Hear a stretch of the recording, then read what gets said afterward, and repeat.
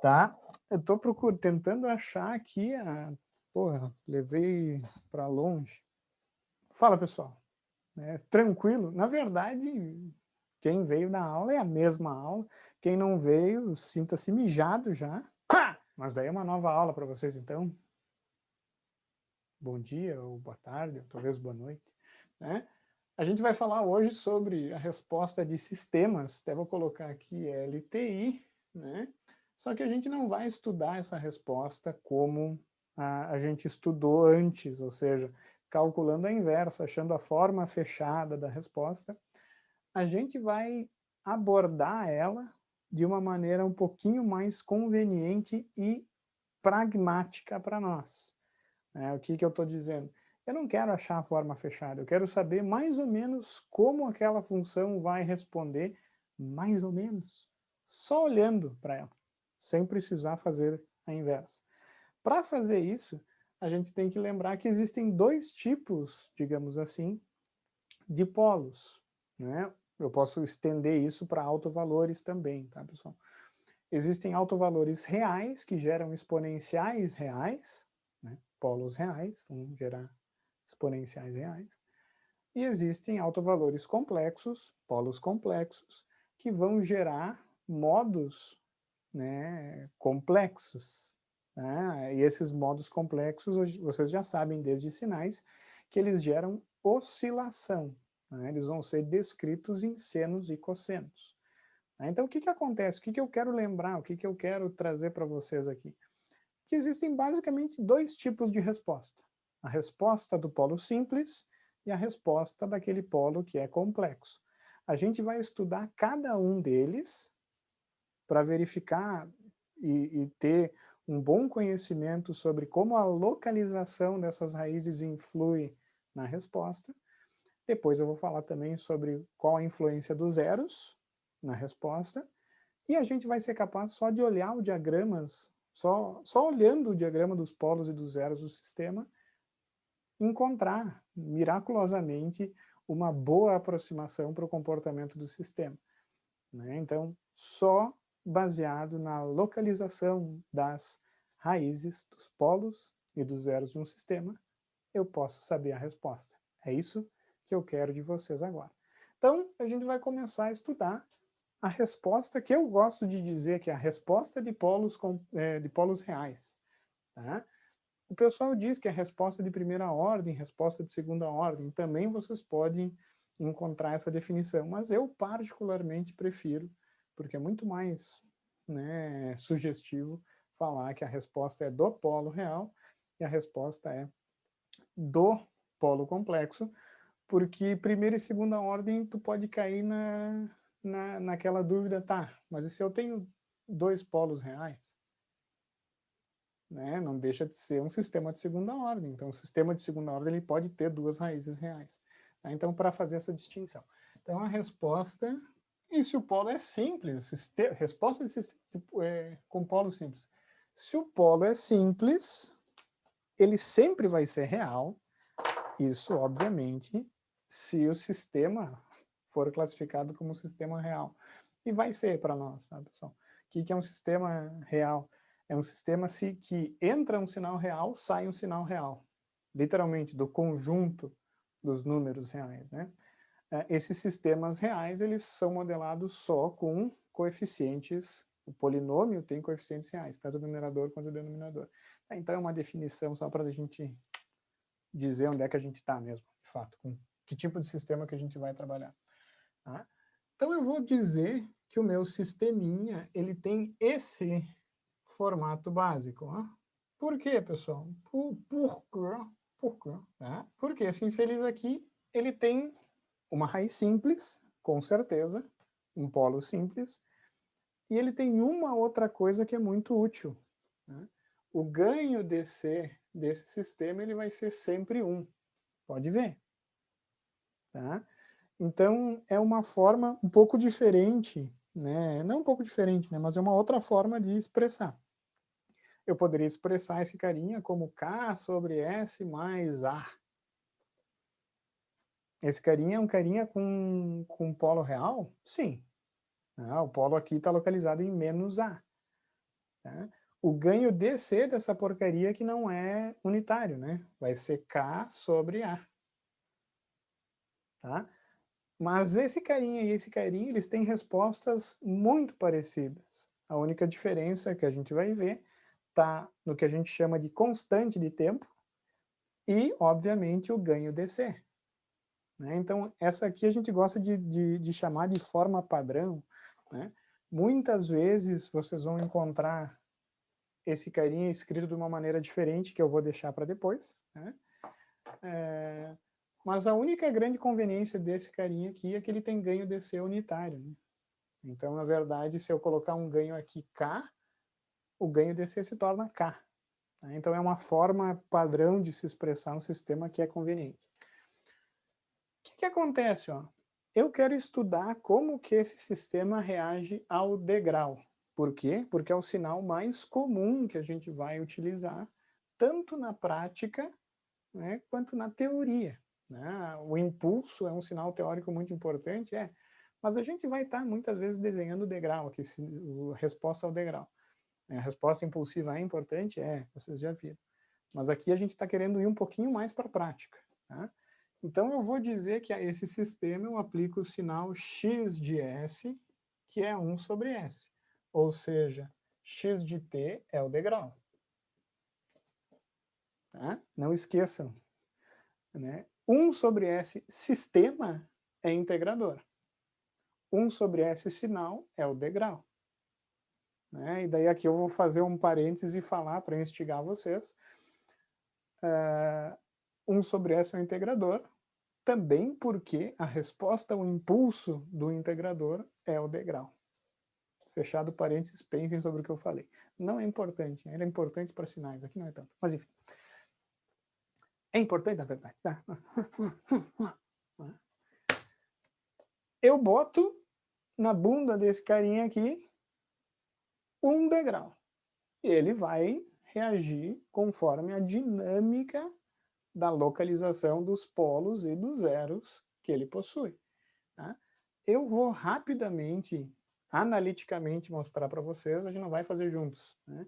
Obviamente, para encontrar a saída, eu tenho que fazer 1 sobre S vezes 1 sobre S sobre P, que na verdade eu posso escrever isso como P, S mais P. Pode ver? Né? Isso aqui é literalmente igual a isso aqui, eu multipliquei em cima e embaixo por P, né? E daí eu posso abrir isso aqui em A sobre S mais B sobre S mais P, coisa que a gente fez lá na aula sobre as frações parciais. O que eu quero que vocês entendam é o seguinte, tá? Esse termo aqui origina a resposta forçada. Tem a mesma cara da entrada, pode ver. Ó. Esse termo aqui, tá? Vai originar a resposta que a gente diz que é a resposta transitória, a gente gosta de chamar aqui na nossa disciplina. Tá? Por quê? Porque ele contém, né, as raízes do próprio sistema, do próprio polo. Tá? Então, enquanto esse carinha aqui vai originar a resposta forçada, esse aqui origina a resposta transitória ou solução particular. Tem vários nomes para essas coisas aqui. Tá? Mas eu gosto aqui resposta transitória e resposta forçada ou até mesmo o regime permanente, que é o que vai ficar, inclusive nesse caso. Tá? Se eu calcular A e B, a gente vai ver que para esse exemplo, A e B se tornam 1. Né? Façam em casa e vocês vão ver que não é por acaso A e B, nesse caso, vai ser 1. Consequentemente, o meu y de S vai ser igual a 1 sobre S mais... Opa, aqui o B é menos 1, tá, pessoal? Desculpa. 1 sobre S menos 1 sobre S mais P. Que se eu for ver a inversa desse carinha, eu vou chegar nessa resposta, que a saída é igual a 1. Eu separei de propósito aqui, tá, pessoal? 1 menos e na menos p vezes t vezes u de t. Tá? Importante, ó, percebam que o polo está localizado em menos p, desse carinha. Tá? Esse expoente, por óbvio, é menos p, pela inversa, né? Mas vocês têm que lembrar que as frequências que esse sistema tem mais afinidades são as frequências menos p. Pessoal, é p aqui, mas pode ser qualquer valor, né? Que fique claro. 10 sobre s mais 2. O polo aqui é menos 2. Significa que as frequências que o sistema tem mais afinidade é S igual a menos 2. Consequentemente, as exponenciais que se criam, que gostam de viver nesse sistema, digamos assim, são as exponenciais e na menos 2t. Eu falei um pouco sobre isso na aula sobre a transformada de Laplace, não esqueçam disso. Tá? Tão importantes são que elas se criam, o sistema cria naturalmente, por sua dinâmica, o sistema cria essas componentes de frequência. Tá? Obviamente eu tenho a componente na entrada aqui também, ó, e na 0t, né, que é 1, né, uma constante. Mas o que eu estou mais interessado? Que vocês entendam que essa resposta ela contém uma parcela que é forçada e uma parcela que tem um transitório. Né? Se eu escrever, desenhar essas duas funções, vocês vão ver que o degrau é assim, vocês já conhecem, né? E eu subtraio essa função, que no caso é e na menos p, isso se esse polo aqui, esse p, né, for positivo na função, o que leva a um polo negativo na localização. Por exemplo, né, o p era mais 2. Nessa função aqui, o p, o valor de p é 2, mas o polo está em menos 2. Tá? Cuidado para não confundir isso, eu, na época, e até hoje, às vezes, me confundo com esses sinaizinhos, tá? Que fique claro. Então, se o polo for negativo, tiver no semiplano esquerdo, se a parte real do polo for negativa, esse sinal vai ter essa cara aqui, ó, decrescente, vocês se lembram. Agora, se o polo for positivo, esse sinal aqui ele vai crescer. E o sistema daí nem vai estabilizar, que fique claro. Mas vocês têm que notar o quê? Que quem dá a dinâmica, o tempo que o sistema leva para chegar em algum lugar, ou a forma, inclusive, que ele chega em algum lugar, é literalmente a localização dos polos. Não só, como a gente vai ver, mas principalmente a afinidade que o sistema tem a certas componentes de frequência. Tá? Tanto que se eu desenhar essa resposta, é uma resposta que vocês já sabem. Então, careca, carga do capacitor. Beleza, aí que tal. Esse carinha vai tender para 1, porque é o ganho unitário, inclusive, é o ganho DC, né?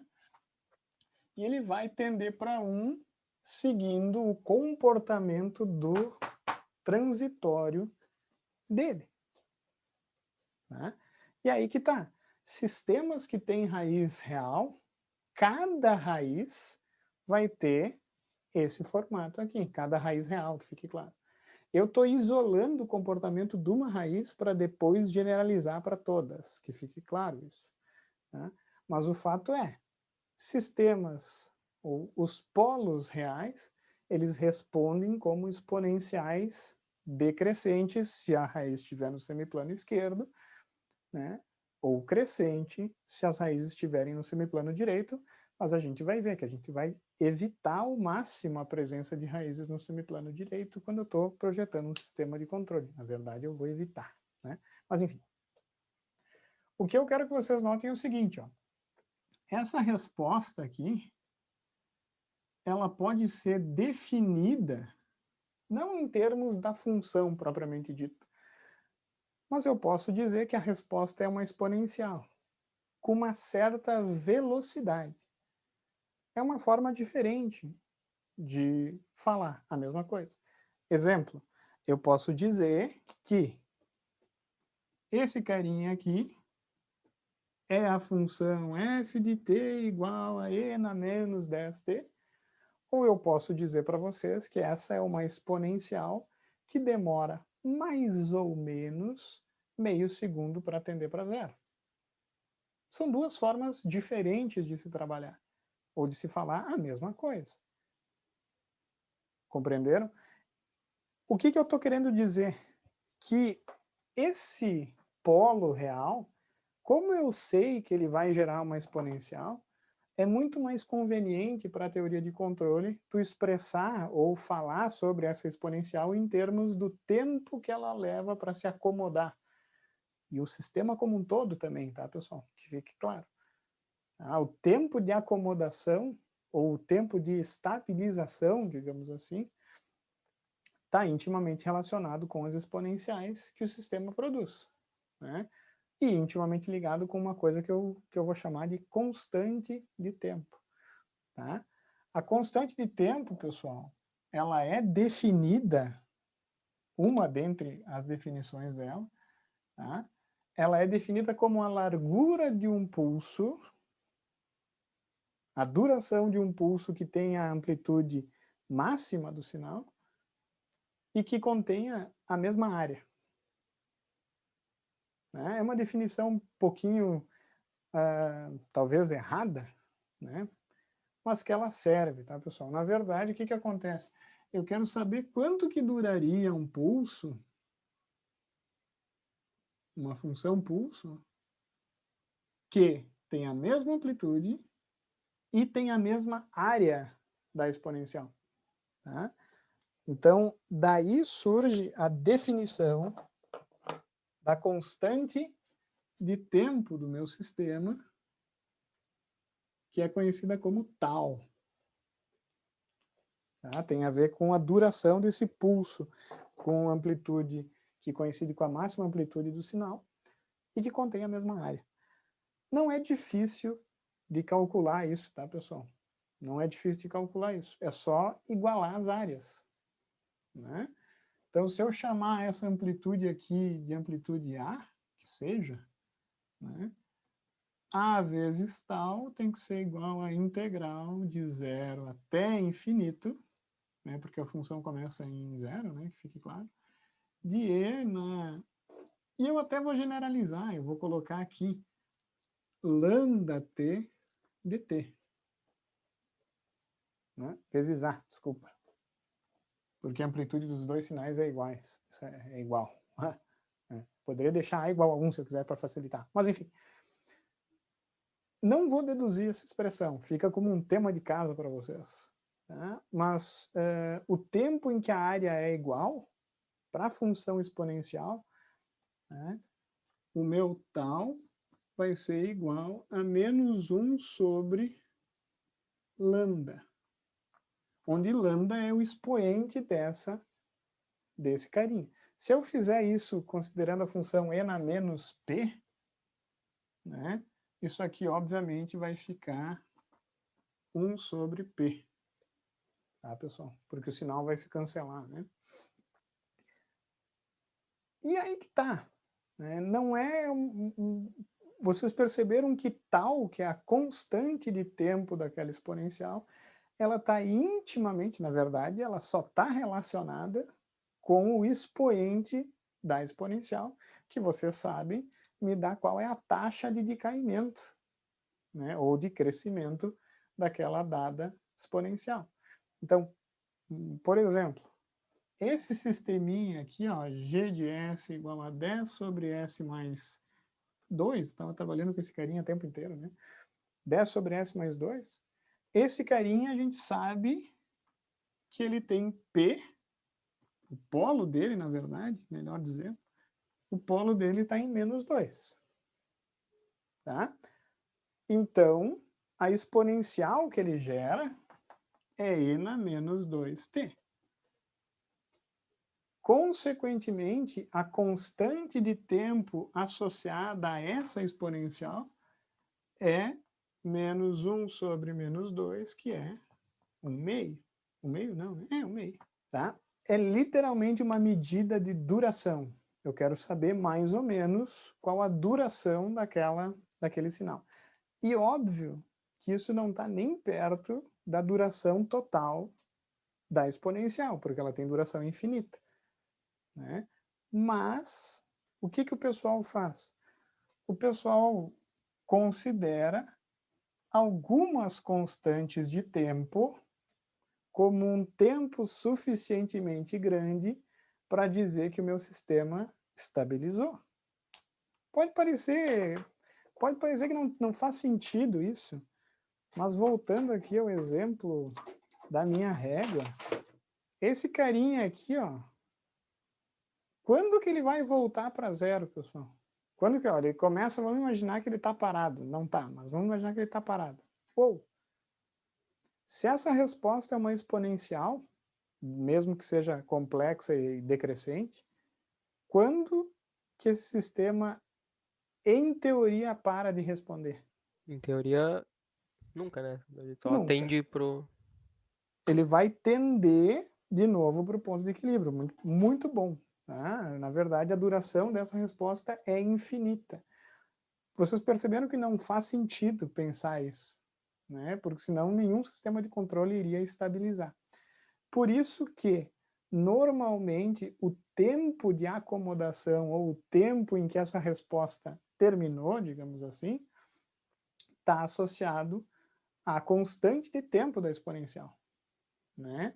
E tem duas vertentes. Uma vertente diz que são 4 constantes de tempo o suficiente para considerar que o sistema já estabilizou, e a outra, que é um pouquinho mais criteriosa, diz que são 5.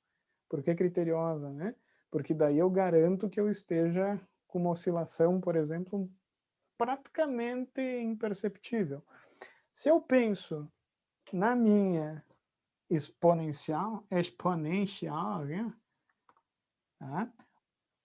Um tal, isso é uma coisa geral, um tal sempre vai cair, né, em e na menos 1. Alguém me calcula e na menos 1 aí, por gentileza. Eu sei mais ou menos quanto é que dá, mas só para ter mais casas.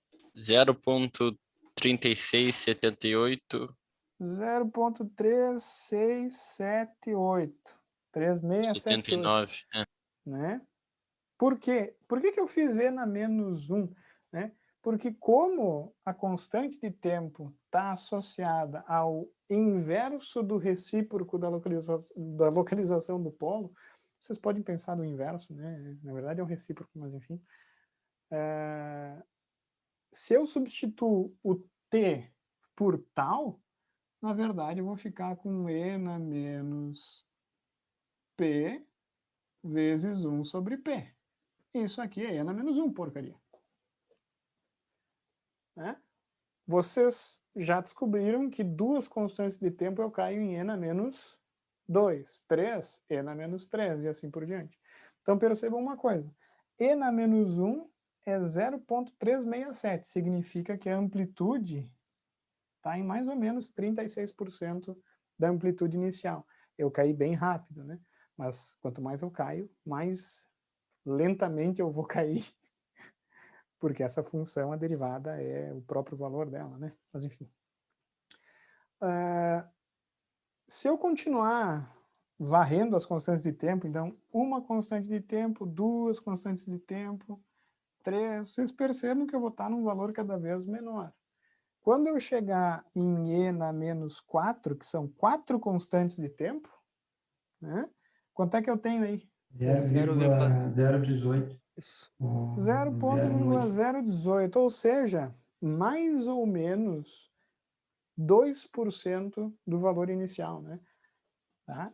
Então, quando eu usar 4 constantes de tempo como o meu tempo de acomodação dessa exponencial, eu garanto que o sistema está realmente a 2% de tender para um valor que vai tender lá no infinito. Né? E 4 constantes de tempo para esse sisteminha aqui quantos segundos dá? O tal desse infeliz é 1/2, né? 4 constantes de tempo vai dar 4 vezes 1/2, 2 segundos. Vocês têm que olhar esse sistema, a partir de hoje, e saber que esse filho da puta aí, quando eu aplico um degrau nele, ele vai demorar mais ou menos 4 segundos, 2 segundos para estabilizar. E ele estabiliza em que valor, pessoal? Vai tender a infinito. Ele está tendendo para o zero. Quem que está tendendo para o zero? A exponencial vai tender a zero. A exponencial, mas a exponencial é só uma parcela Da resposta. da resposta. Perceberam que agora eu juntei as duas coisas? Eu vou refazer essa pergunta. Para onde G esse sisteminha tende quando eu aplico um degrau unitário? O ganho DC. Perfeito, maravilhoso, né? Vai tender para o ganho DC vezes a amplitude da entrada, que nesse caso é unitário. Então eu sei duas coisas, eu sei quanto tempo esse sistema demora para atender e para onde ele tende. Porra, então eu já sei tudo, né? Perceberam como eu não preciso fazer mais a inversa para esse tipo de raiz, que fique claro. Por quê? Porque eu sei exatamente o tempo que cada um dos termos, se eles forem reais, que fique claro, eu posso, na verdade, calcular as constantes de tempo associadas a esses modos reais.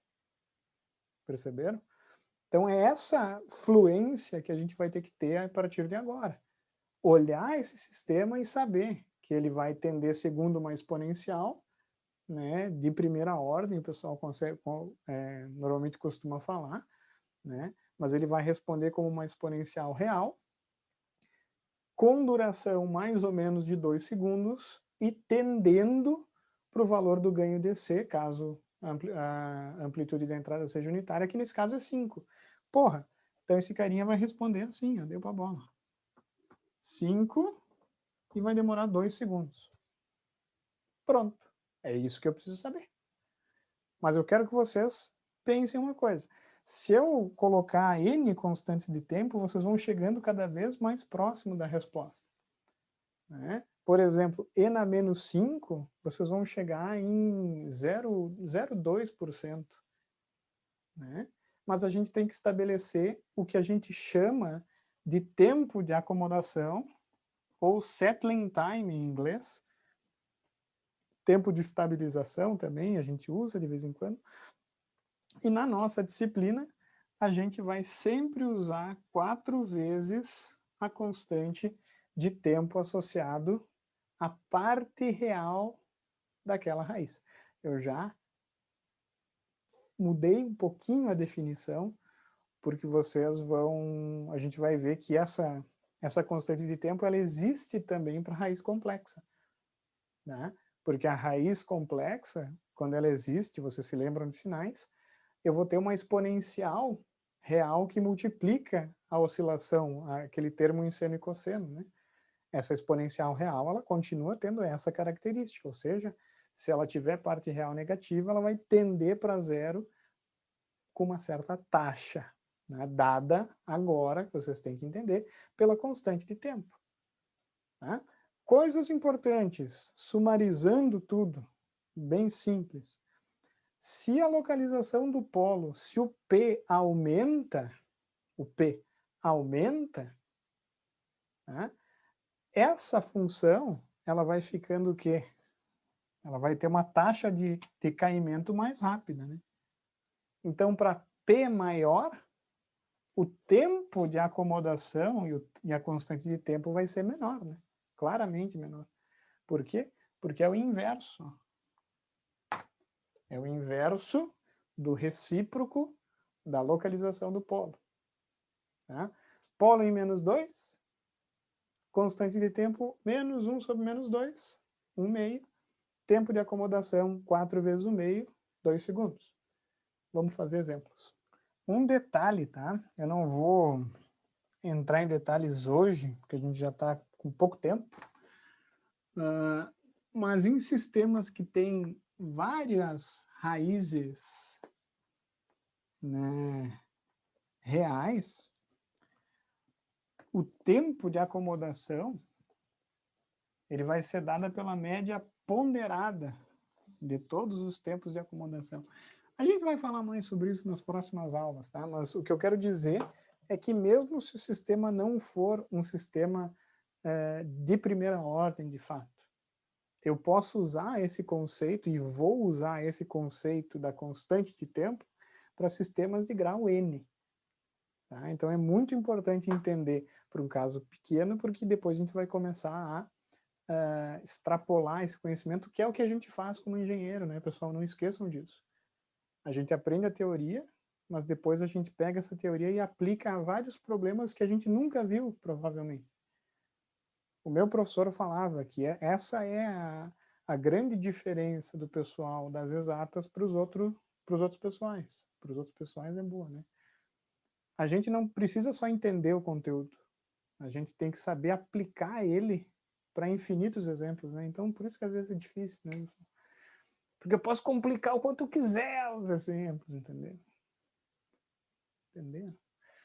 Seguinte, esboce a resposta do sistema. Ou dos sistemas. 2 sisteminhas só para vocês. O G1, a resposta. Um detalhe, pessoal. Sempre que eu falar resposta de sistemas, presume-se o quê? Resposta ao degrau. Então, se eu não falar a resposta ao que, é sempre ao degrau. Fechou? Então, eu tenho esse infeliz aqui. E eu tenho este... É tão simples isso que chega até a me dar uma... Não digo uma raiva, mas... Vou botar aqui. G1, G2. Qual que é o ganho DC do G1? Eu sempre vou ter que calcular. Ó. G1 DC, isso é igual a 10 terços.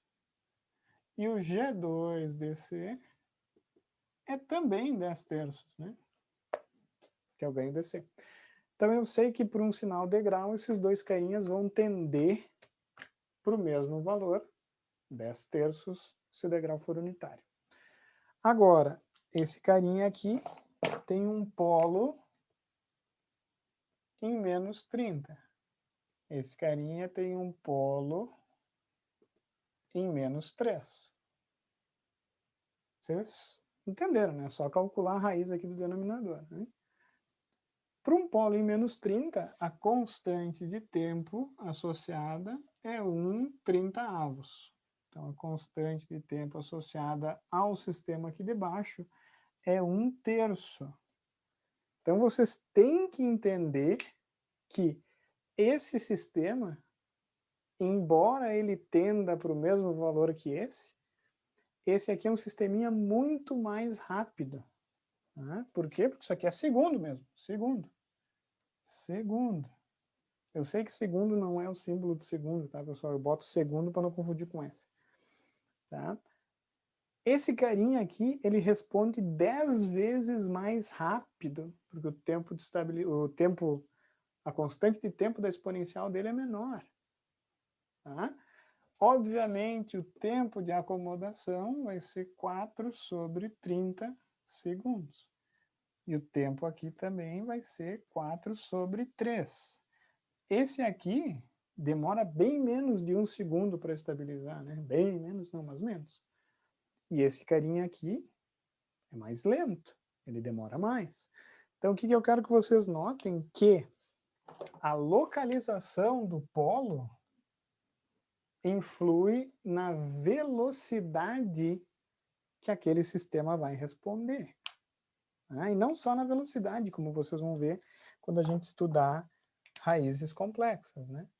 Então, se eu estou trabalhando com o sistema G1 tem polo lá em menos 30. E o sistema G2, ele tem polo em menos 3. Percebam uma coisa importante. quanto mais próximo o polo estiver do eixo imaginário, mais lenta é a resposta. Quanto mais para a esquerda a raiz estiver, mais rápida. Então, ó, sabendo disso, né, eu posso esboçar, sabendo todos esses parâmetros, eu posso esboçar essas duas respostas, né? Meio que óbvio. São duas exponenciais, é um mesmo sistema, basicamente, só que um mais rápido. Né? Na verdade, é bizarro isso, tá, pessoal? Mas para quem se lembra das propriedades da transformada de Laplace e da transformada de Fourier, esse sisteminha aqui, ó, e esse sisteminha, as respostas dele se relacionam por uma compressão ou uma expansão temporal, né? Que fique claro. Mas, enfim, eu também não vou entrar nessa seara. Ó, eu vou... Até daria para entrar, né, na real. Ambos os sistemas estabilizam em 10 terços. Eu vou colocar ali, em 10 terços. Para o degrau unitário, que fique claro. Se o degrau tiver uma amplitude que não é unitária, é só multiplicar 10 terços pela amplitude da entrada. O sistema roxo vai ter essa resposta. Pô, ele demora aqui, ó, 10... Vai ser 4 terços de segundo, hein? Pô, professor, que valor que tu usou para o polo, né, cara? Que valor ruim. Vai ver onde é que está localizado os polos na vida real. Daí tu vai ver que é em 142.312, né? 0,5142 é a localização dos polos. Então tem que se acostumar a trabalhar com coisa que não dá retorno. Porcaria. E a resposta do sistema mais rápido vai ter a mesma cara, só que ela vai ser assim, ó, muito mais rápida, né? 10 vezes mais rápida para ser bem precisa, né? Ficou horrível essa exponencial. Agora melhorou. Tá? Esse carinha aqui é 4 sobre 30. Então percebam como eu consigo rapidamente ver qual sistema teria uma resposta melhor se isso fosse a malha fechada num sistema de controle. Qual das duas respostas vocês prefeririam, sabendo que o meu objetivo é tender para 10 terços, que fique claro? O quanto antes, daí você escolhe a mais rápida ali. É óbvio, né? Se eu estou fazendo um rastreador de estrelas, se o carinha é lento, porque a estrela mudou de direção, ele... Ah, tá. Porra, a foto já borrou se eu estou tirando uma foto, né? Eu tenho que ter uma resposta que normalmente é a mais rápida que eu consigo, dentro, obviamente, daquelas limitações que eu falei para vocês no início, ou naquela outra aula, né? Ora, pois, então vocês já sabem que para um controlador, ou no melhor caso, digamos assim, o controlador ele tem que fazer com que a malha fechada do sistema de controle leve os polos o mais para a esquerda possível. Viram como o entendimento de uma função simples já faz a gente ter conclusões sobre coisas mais complexas? É uma coisa bonita isso. Uma coisa bonita. Pessoal, antes de terminar essa aula, eu vou lembrar vocês no início da aula que eu coloquei a forma padrão como 1 sobre S sobre P mais 1. Vocês se lembram? Muitos livros utilizam esse carinha assim, ó. 1 sobre S vezes 1 sobre P mais 1, e sabendo que 1 sobre P é o tal, eles já escrevem essa função assim, ó. S vezes tal mais 1. Tá? Então essa forma padrão é muito utilizada também, tá, pessoal? Nas bibliografias. É até mais utilizada, né? Pela vantagem de eu já evidenciar qual é a constante de tempo. Então, se eu escrever um sistema assim, ó, 10 sobre S vezes 0,1 mais 1, Eu sei que esse carinha aqui, ele demora quanto tempo para estabilizar? Alguém me diz? Dá uns 10 segundos. Aqui é 1 sobre... Bom, 4 constantes de tempo, né? 40 no caso. Não, errou. Não. Então, Não. Não dá para acertar todas, né? acontece. Acontece. O tal aqui já é 0,1, né? É uma forma diferente de escrever. Tá? Então, se o tal, se a constante de tempo é 0,1, esse carinha aqui ele demora 0,4 segundos para estabilizar. Óbvio, eu posso escrever isso de outra maneira. Eu posso escrever isso como 10S mais, eu divido em cima e embaixo por 0,1. Ou multiplico por 10, está na mesma, né? Então eu posso escrever isso como 100 sobre S mais 10. É outra forma de escrever. Tá? Nessa forma aqui, fica fácil de calcular o polo. Nessa forma aqui, fica fácil de calcular o tal. Né? Aqui o polo é menos 10. O tal, então, é 1/10, constante de tempo, né? 1/10. E o tempo de estabilização é 4/10 de segundo. Esse carinha aqui, 4/10, ele cai no meio aqui, né? Desses dois. Então, esse aqui é um sistema desses que a gente observa. Esse aqui é um sistema rápido, esse aqui é um sistema médio, esse aqui é um sistema lento. Tá? Exercício para vocês. Eu quero que vocês selecionem um valor de K para esse sisteminha de controle que faça a malha fechada estabilizar em 0,1 segundo. Então eu quero que vocês calculem, vou repetir, hein? Calculem K para que a malha fechada estabilize no máximo em 1/10 de segundo. É possível? É possível. É possível. É possível.